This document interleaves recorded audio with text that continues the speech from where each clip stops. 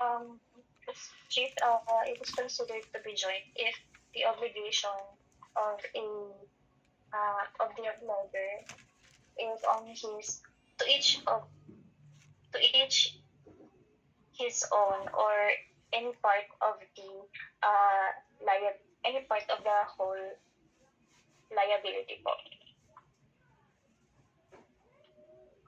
So how much, this is the question, the problem is, ABCD obligated himself to pay X, Y, and Z in the amount of 9,000. Okay, how much will be the liability of A? 1,000 po. 1,000 saan? Kanina. We have to divide po the 1,000 to XYZ po, Chief. Sabihin natin ABC is the debtor, creditor X, Y, and Z. Tatlo sila. Okay? Tapos ang utang ni debtor si ABC 9,000. Okay? They borrowed 9,000.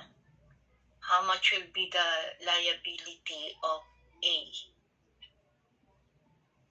The liability of A would be 3,000 to X. 3,000 yes. to X. Yes po. Do you agree, Celine? No po, attorney. The liability of A to X is 1,000. To Y and Z is 1,000. Okay. Correct. Ernilyn, we are speaking of joint obligation. So take note, class, ang word sa joint obligation is each debtor is liable only for a proportionate part of the debt. Okay? So, proportionate lang, hindi the whole 3,000. Okay? Kung si A, B, C, sulat nyo, class. Sulat tayo.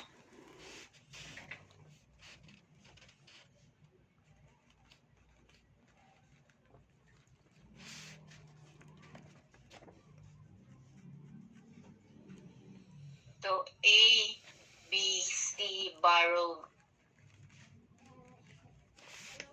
X, Y, Z, and C for 9,000. Sulat nyo, class. Okay? 9,000 ng utang. The liability of B to X is 1,000. The liability of A to Y is 1,000. And the liability of A to Z is 1K, total of 3,000. Okay? Si B, ganun din. Ang utang ni B is 1,000 kay X, kay Y, and C, tigwa 1,000. Si C, may utang din ng, wait lang, class.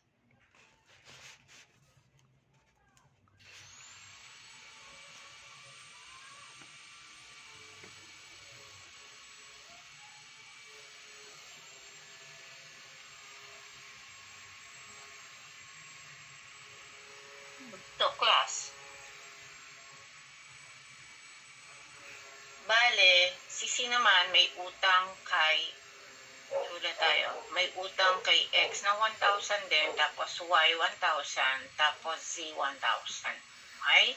So, ang total niyan is 9,000. 53,000 yan. Okay? So, si X may pautang na 3,000, tigigisa si A, B, and C. Okay? Nakuha niya. So, take note, class, that in a joint obligation class, in a joint obligation, proportionate lang ang liability of each of the debtor. No? And this creditor naman will demand only proportionate then. They cannot demand, let's say, X cannot demand the entire amount of 9,000 to A. Okay? Hindi pwede. The magic word in the joint obligation is proportionate. While in a... Oh, now. Ernilyn, how will you consider that the obligation is solidary? It is solidary, Chief, if the if the liability for the entire obligation is one is one for all and all for one. Parang Itbulaga yata yun. Itbulaga ba yun? Kasi hindi ako nanonood, pero nadidinig ko yun. Yung nasa, pumupunta ba yun sa sa Bara-barangay. One for all for one. Bara-barangay. Sino ba yung kalbo ka? Classmate? Si Wally. Si Wally po. Sina Wally. Yun ba yun? One for one. Okay. Nawala yung antok ng klase. We need that. Para mawala yung antok. Icebreaker. Bara-barangay. Okay. So again, Arnilyn, how will you consider that the obligation is, how will you determine that the obligation is solidary? Solidary. That's very important, class. Ito When yung each test. debtor Ito yung test para be compelled malaman nyo. to perform the entire But obligation. mali na yung analysis nyo sa problem. Sunod na question yung A, B, C, D. Mali ang sagot nyo. Okay, paano? Obligatio solidaria. How will you determine that the be the compelled to obligation perform is considered solidary? the entire obligation. The obligation po in a secondary po is that the entire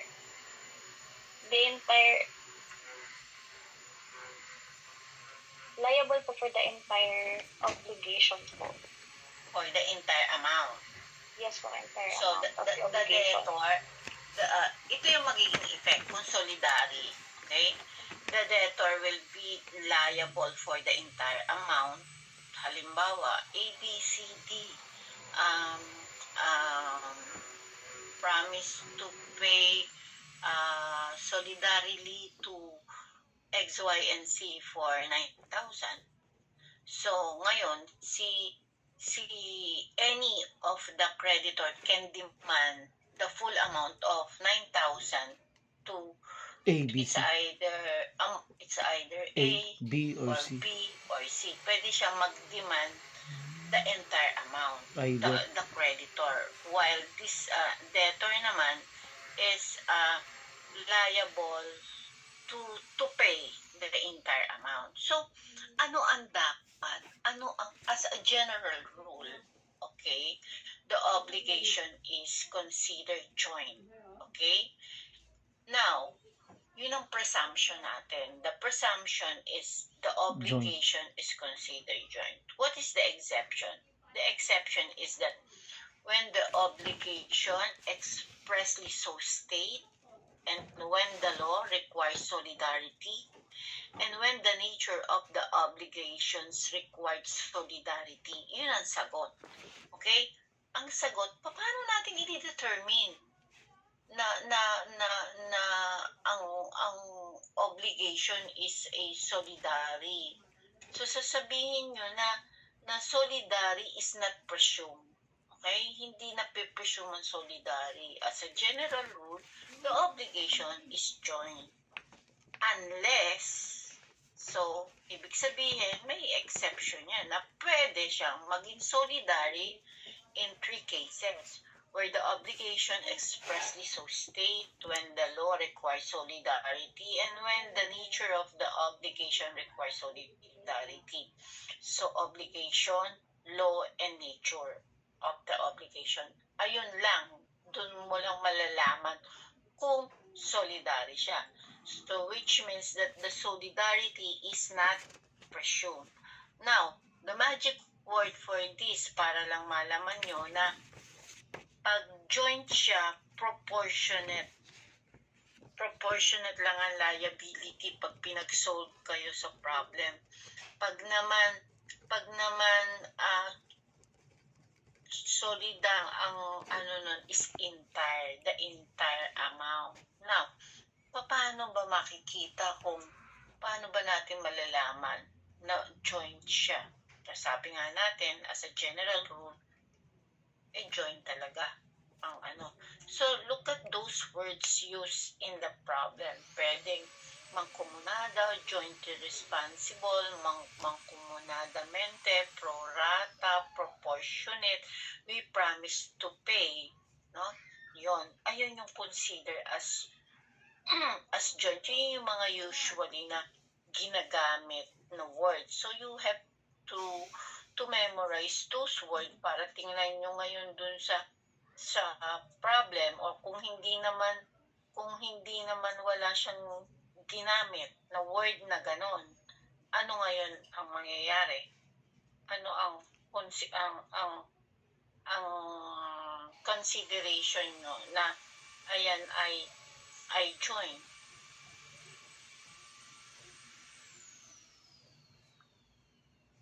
Anyone?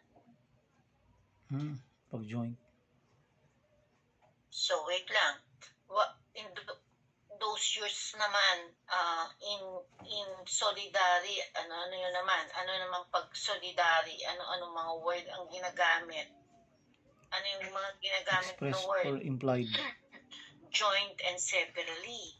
Okay?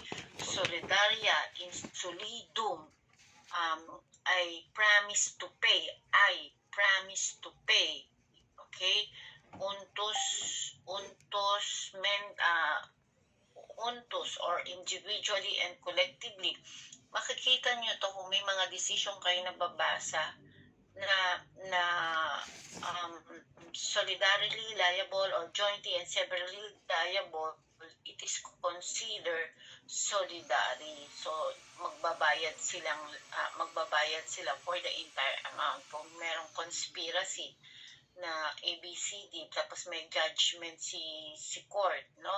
Jointly or severally, which means that it is considered as solidary obligation, no? So, yun yung mga magic word. You have to memorize that. Take note of that. Individually, collectively, together, separately, untos o separandamente, ayan yan.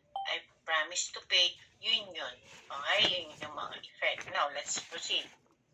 Now, next is, what in the case of remission? Okay, gratuitous, remission, pinatawad. Merong halimbawa,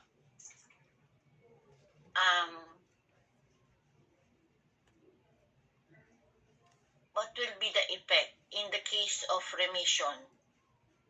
Pinatawad ni creditor. Bawa, A and B, no? Borrowed On donation. 10,000 to X. Okay? Now, yung creditor let's say to XY. Okay, sulat natin para huwag tayo malito sa sa remission tayo ba? Si A at si B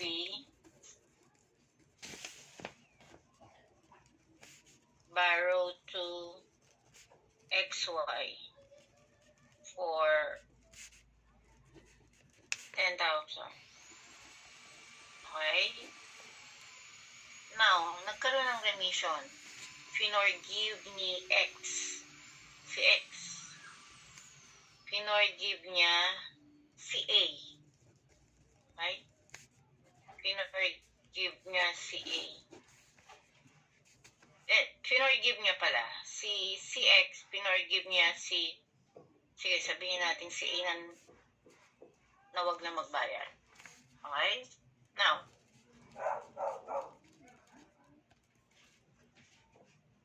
what will happen to B? And what will happen To to Y. X? B and X. Anyone? Time to shine. A and Chief B. ako po.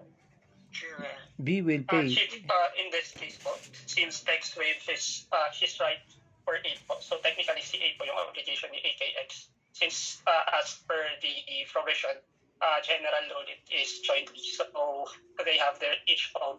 Since 10K po ito, so take 5K yung bawat isa. So X, since wave niya yung he forgives A, so A already, the obligation of A to pay 5,000 to X is already extinguished na po. However, si A po may utang pa rin kay Y. Hati po sila dito, tama. Ayun.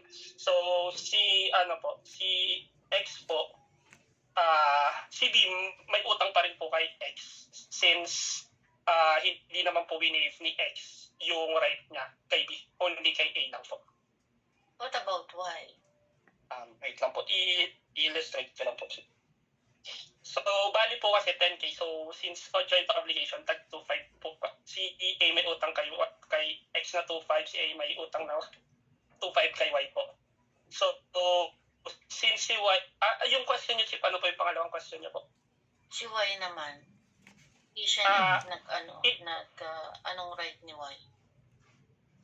Si Y po, may right pa rin po siya na singilin yung 2.5 po kay A.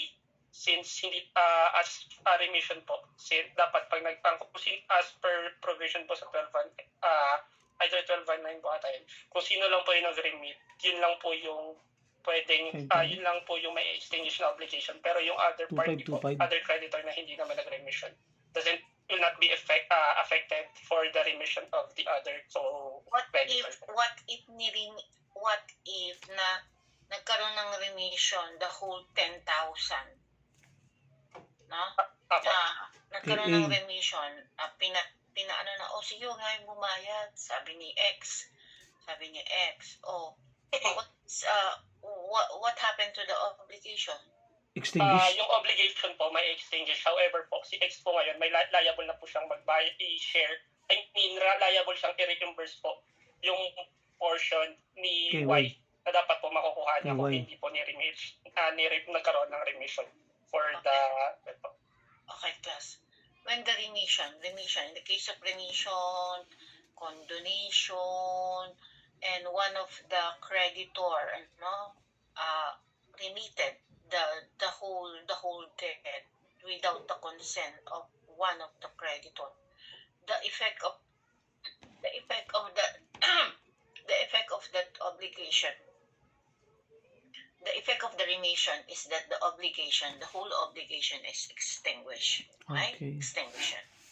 But the creditor who renounce, or remits, give the other creditor the rights to ask for the reimbursement of his share. So, babayaran ngayon nito si XCY ng 5,000. Ito yun, ha? XY, 5,000. Babayaran niya. Yung effect nun. Magbabayad ngayon kasi wala namang consent. No consent eh. Basta ka na lang nag-remit now So, without my consent. It will dapat 10. prejudice, the other creditor. 10. Now, the question is like this. What if A and B, di ba, ni-remit ngayon ni X ang 10,000, si kay A.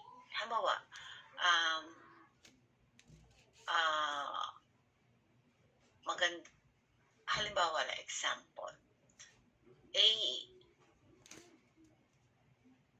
si X, niremit niya the whole amount of 10,000. The total amount of the obligation, niremit niya, no? Kasi best friend sila ni A. A. Tumama si X ng loto. So sabi niya, huwag mo nang bayaran yung utang nyo sa akin. Okay? Okay. Let's say sabihin So, natin remission. na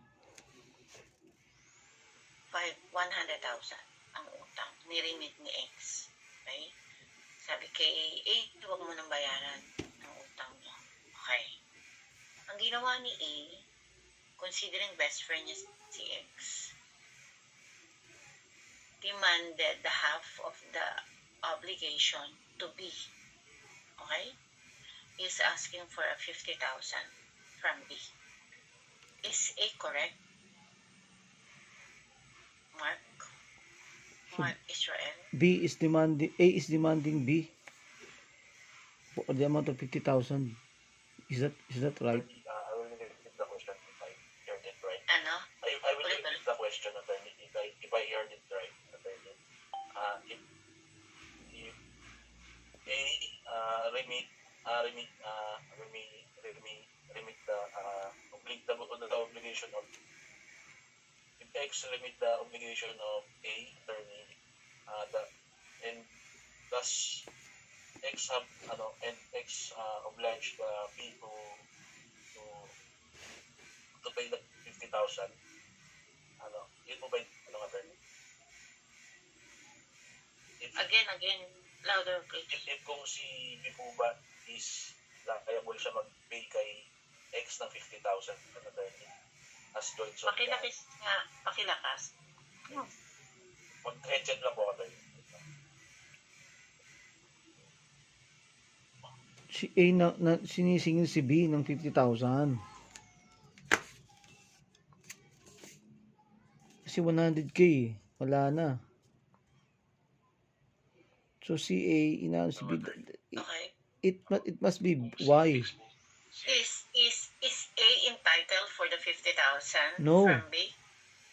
No, it must be Y. No, attorney, because they have different liability from X, attorney. Then X remit is that attorney correct? Remit A, only B will have the obligation to X, attorney, to pay the his proportionate share, attorney. Di nga eh. Iniremit nga ni X na yung 100,000 eh. Bakit magbabayad pa si A ng 50,000 kay X? Sabi nga eh, di ba utang 100,000? Yes, attorney. Okay? Yes. Bakit magpapabayadan si X? Wala na ng utang. Pinalibre na nga ni Wala na. Pinalibre na nga ni Ni X. Ni X eh. So si B, magbabayad kay Y. Attorney, but the obligation of the whole extinguished obligation na. was remit So the is extinguished. Yeah, 100,000. to A and B. The obligation is extinguished. 100,000. So in that case, attorney, B is not liable to pay X. Extinguished. Because the whole 100,000 was remitted, attorney. Of course. Yes, attorney. What is the reason of the law? Because attorney, the That will be the forgiveness case. or the remission of X to the A and B, attorney, is Yes, alam mo, sa problem lang, wait lang, sa problem lang, niremit yung utang, considering nakaibigan niya si A. Hindi kilala, hindi siya lang masyadong close ni B. Kaya lang, niremit na ni X. X the whole amount of the obligation. attorney, that will be cover the remission of the, if the whole amount was remitted, attorney, the the obligation of A and B is extinguished, attorney.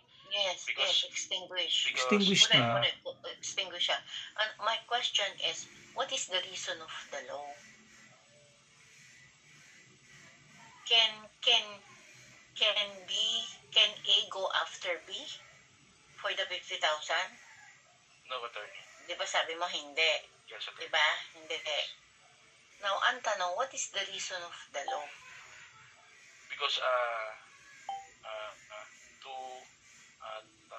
yung unjust enrichment of A, attorney. So, unjust enrichment. Yes, attorney. Okay, ibig sabihin, tutubo pa to si ano? Solution indemnity. Tutubo pa to si A, nalibre na nga. Diba? The answer in this is that the A is not entitled, no, for the reimbursement of his co-debtor. Okay? Hindi ka entitled, no, for the remission of the whole obligation obtained by one of the solidary debtor, no, of the solidary debtor does not entitle him for reimbursement from his co-debtor. Yun yung dapat na maging answer niyo. Hindi siya entitled. Hindi Entitled, siya entitled for the reimbursement. not Okay. entitled. Okay, next. What if the evidence was what if the obligation was evidenced by a promissory note? Okay? Evidenced by Promissory note. Na I promise to pay paano amount? 30,000 ABC solidarily. Solidarily. ABC solidarily ABC Solidary debtors borrowed 30,000 from X. Okay? The obligation is evidenced by a promissory note signed by the debtors A, B, C. Okay?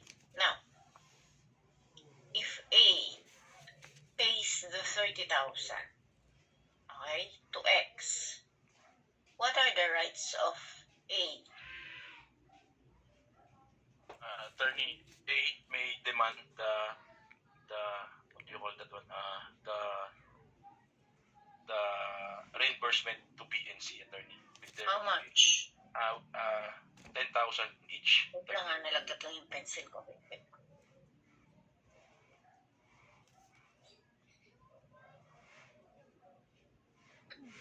10,000 each for B and C, attorney. B and C. Yes, attorney. Can upon payment to X, okay? Yes, attorney. Upon payment to X, can A demand an interest from B and C? No, attorney, because the obligation only the obligation is both of them have to pay 10,000 each, attorney, to X. Even though So it is he solidary. is not entitled for the interest. He cannot demand the interest. A cannot demand an interest from B and C. Is that your answer? Yes, attorney. no, From the date of payment? Yes, attorney. Let's call another. Cynthia. that will be prejudicial to the other debtors. Good afternoon po, attorney. Am I audible po? That will be prejudicial. If after the due, A is entitled to have an interest po. However, if it is not yet due po, A is not entitled to ask for interest po. Okay, plus, halimbawa, nagbayad, binayadan the whole amount, no? 30,000. From the date of payment, halimbawa, due na siya. Ano ba date niya? Gawin natin January 10. Nagbayad. Promise to pay 30,000. ABC promised to pay, solidarity debtor promised to pay 30,000 to X on February 10, and X demanded, nagkaroon ng legal demand. Okay? So once there was a demand, so due na yun. Okay? Now, nagbayad ngayon ng January, sabihin natin, January 10 din, nagbayad. So from January 10, you can demand for an interest from your co-debtors kasi due and demandable na yun at the time of the payment. But kung hindi pa due and demandable at nagbayad si A ng 30,000 kay X, A is not entitled for the interest. No?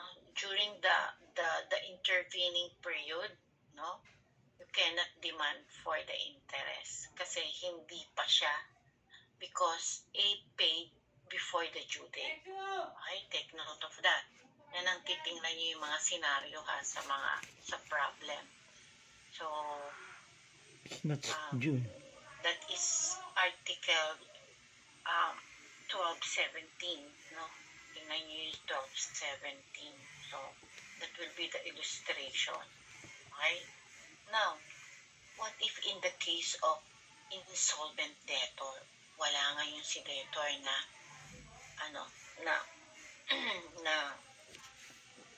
pera to pay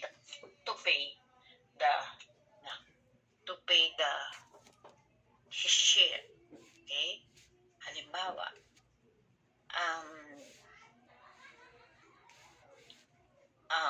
what happened if one of the debtor became insolvent? Let's say sabihin natin si A ulit, insolvent siya. Right? 30,000 ulit tayo. Okay?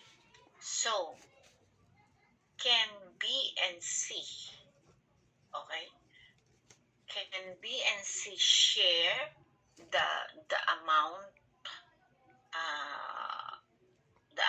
of debt of A to X? Federico. Hello, Chief. Actually, Chief, if that will be the case, B and C will pay only the amount in which they are debted to X. But in terms of A, it depends upon the stipulation between B and C together with X. Now, the debt of A is different from the debt of B and C. So, thereby, B and C must only pay the debt that they owe to X. Because if that will be the case, that will be prejudicial to B and C if A's debt will be the burden of B and C. So that will be prejudicial for B and C if the debt of A will be a burden for B and C. So that will be unfair and that will be prejudicial for B and C. And if the case is that if that will be stipulated with X, so maybe there will be a what do you call that? There will be an stipulated amount that will be added, or for example, like an interest, if A cannot pay it because of insolvency. But it cannot be, the burden cannot be put into B and C because that will be prejudicial for B and C. Okay, can you read Article 1217? 1217. Aloud. Okay, Article 1217. Payment made by one of the solidarity debtors extinguishes the obligation. If two or more solidarity debtors offer to pay, the creditor may choose which offer to accept.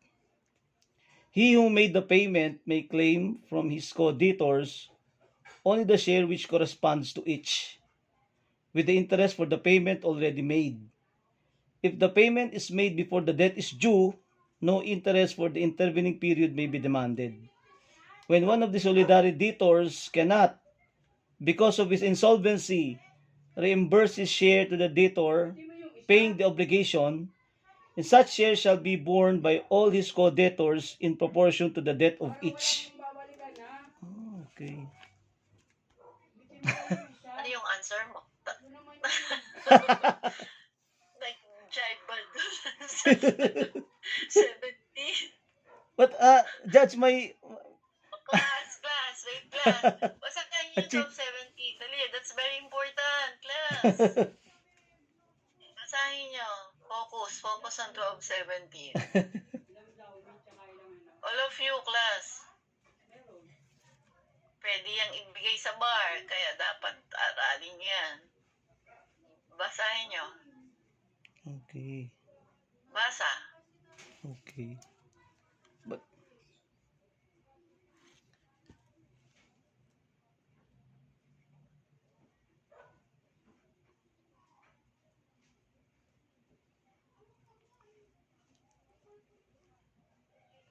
Okay.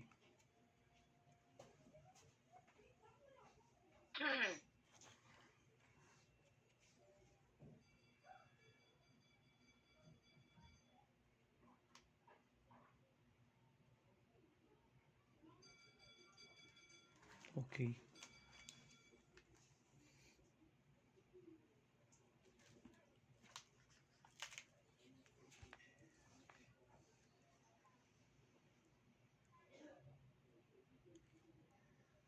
Mark Aljon.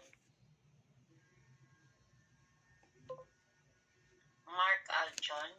Yes po, Chief. Do you agree with the answer of Federico? Can you open your camera? No. Stipulation only. You cannot understand. Ayun nga yung ano. Okay. Do you agree with the answer of Federico? No.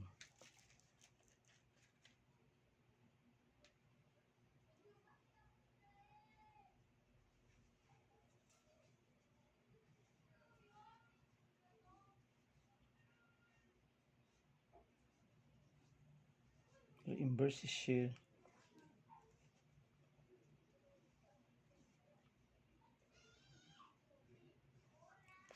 Do you agree?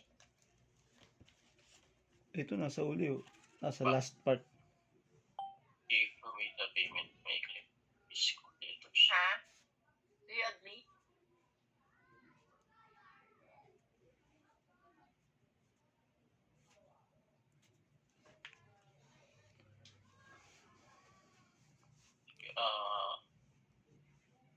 No.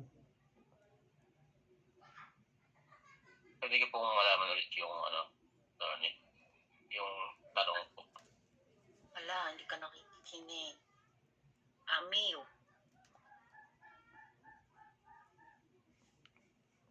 Mark Alan. Good afternoon po, Chief. Am I audible po? Yeah. Do you agree? No. No po.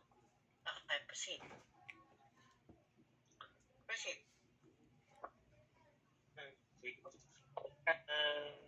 When one of the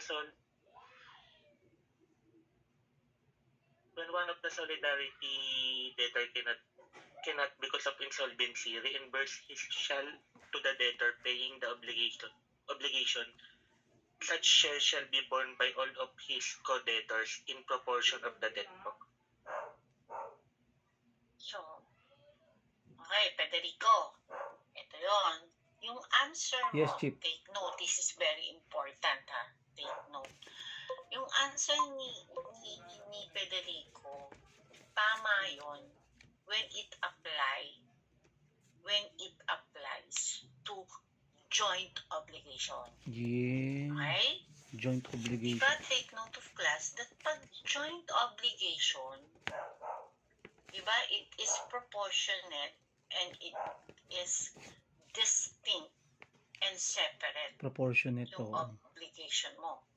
Kung tigsa 10,000, ako, sabihin na natin si ABC, ay tigsa 10,000 ang utang kay X at na-insolvent si A, pag joint siya, hindi paghahatian ni B Okay. and C. Alright. Why?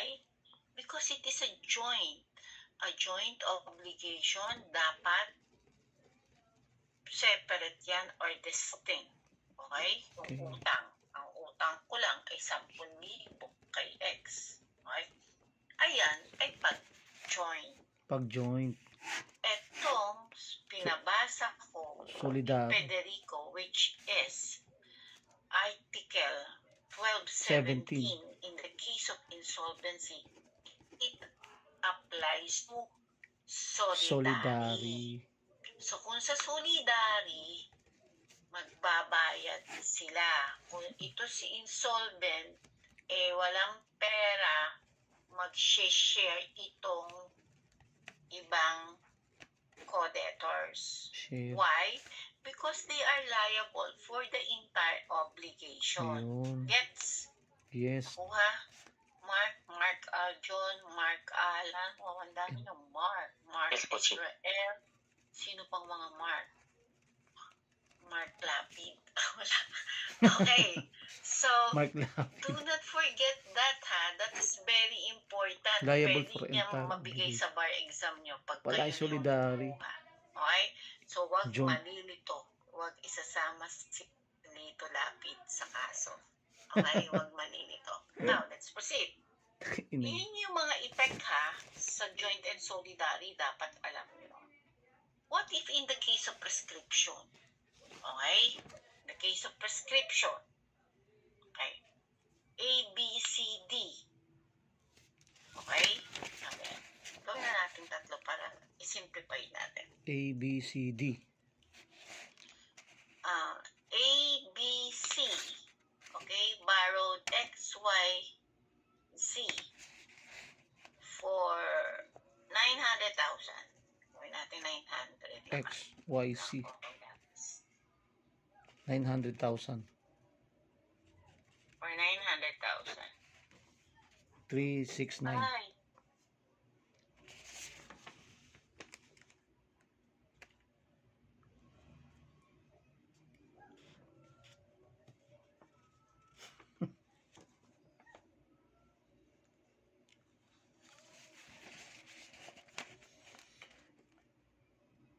Prescription.